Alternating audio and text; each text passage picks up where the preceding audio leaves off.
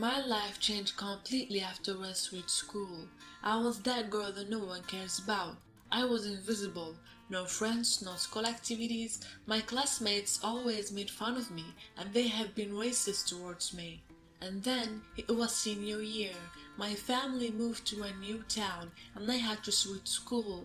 I was so scared of what's coming next. I wasn't ready to meet new people and have new teachers, but somehow the new school wasn't that bad. For the first time in my life, I felt like I belong here. I made friends right away. There was this girl, Nina. She was so beautiful and very popular. Her cousin asked me out, so we became friends, and that made me popular too. I dressed differently and I did my hair differently. I was very happy.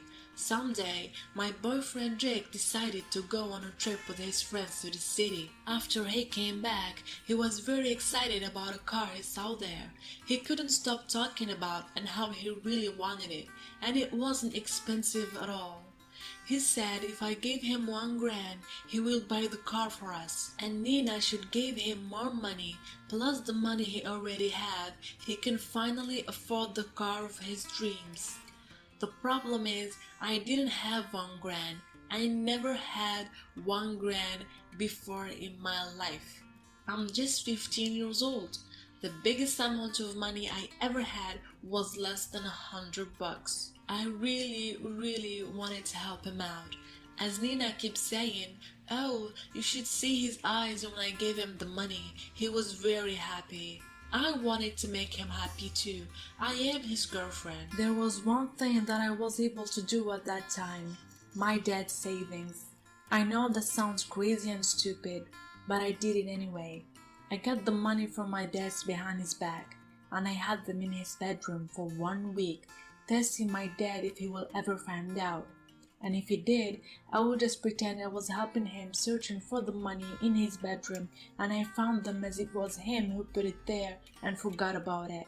So the week passed and he didn't notice that $100 were missing from his savings.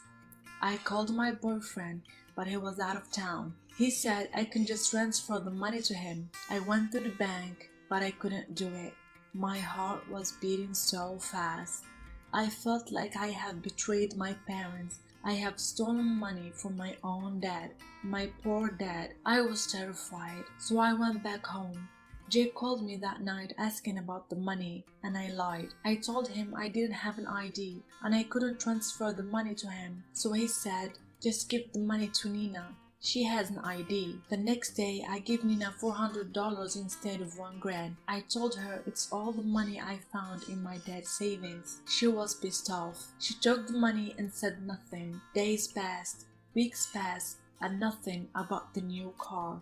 I called Jake, but he wasn't responding to my calls. He keeps texting me that he is busy or he is with his friends, and he texts me back later, but he never does. Finally, we met, and I asked him about the car. He said when he was going to buy the car, he found out that it was sold. He was late because he was waiting for me to get him the money. The guy couldn't wait any longer, so he sold the car to someone else. I was so upset. He noticed that, and he said, "Don't worry, I will give you your money back soon." Later that week, Nina slipped and said, "Unfortunately, the money you gave Jake wasn't enough for the car." He went there to negotiate with the owner, but he refused to reduce the price for him. I was shocked. Why he lied to me and said that it was sold? Or did he lie to her? But why? I didn't tell Nina anything. This was running through my head over and over again. Jake started to travel a lot and we barely see each other. We ended up breaking up and he didn't give me my money back. But at the end, I realized there was no car was on sale and Nina never gave Jake any cash. It was all a scam to use my money, my dad's money. They planned for the whole thing together and they were going to get $100 from me and split it between them.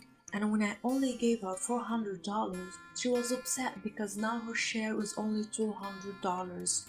I got scammed by my best friend and my boyfriend. I managed to get a job to pay my debts back. I don't want him or anyone else to think I have stolen money from my own father. Thanks for watching. If you'd like to watch more stories like this, please like and subscribe and turn on the notification bell.